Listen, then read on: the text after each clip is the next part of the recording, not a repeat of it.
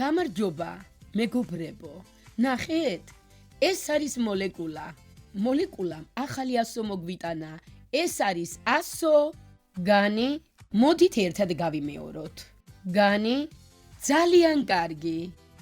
ასო, განი, სიტყვებში იკითხება როგორც ბგერა. გ. ვინ არის ეს? გოჭი. გავიმეოროთ ჩემს ერთად. გოჭი. ვინ არის ეს? გოგო.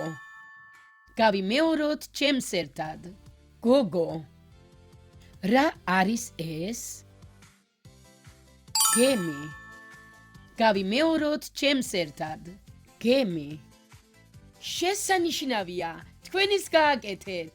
კარგი, დღეს ჩვენ ვისწავლეთ ასო, განი, ის გვხვდება სიტყვებში გოჭი, გოგო, გემი.